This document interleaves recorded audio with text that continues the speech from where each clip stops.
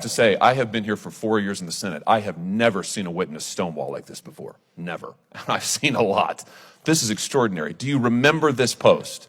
December 3rd, 2021. My social media is in my personal capacity, Senator. I mean, this is unbelievable. And you want to be the archivist of the United States. You lied to us under oath. You lied to us in your QFRs. You just lied to me a second ago under oath, and now you're sitting here stonewalling, not answering questions about public posts that you've made. Are you a lawyer, Ms. Shogan? No, Senator. Are you familiar with the Shurtleff case at the United States Supreme Court?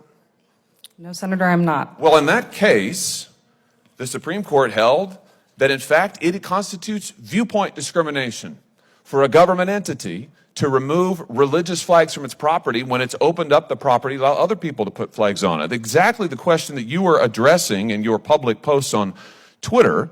You're giving legal advice, which you're not qualified to give, directly contrary to the United States Supreme Court. I just wonder, does this have to do with your view that you wrote about that the religious right is connected to the rise of anti-intellectualism in American politics?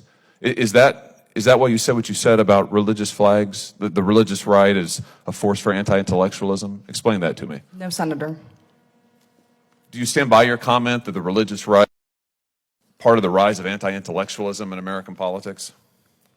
Senator, that article was written. It was about how Republican presidents use common sense terminology to effectively communicate with Americans. Yeah, in which you said that the religious right, the rise of the religious right is part of the rise of anti-intellectualism in American politics. I just point out that's the article in which you say anti-intellectual. The title is Anti-Intellectualism in the Modern Presidency, Republican Populism.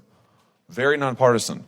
Dr. Shogan, I'm going to ask you again, will you give to this committee your public posts on Twitter? Will you make them available to this committee? My social media is in my personal capacity. Mr. Chairman, I have to tell you, this is the most extraordinary thing I have seen in my brief time in the Senate. I have never seen a witness blatantly lie under oath like Dr. Shogan has just done to this committee, stonewalled this committee, and just repeatedly refused to answer my questions about her own posts that are in public.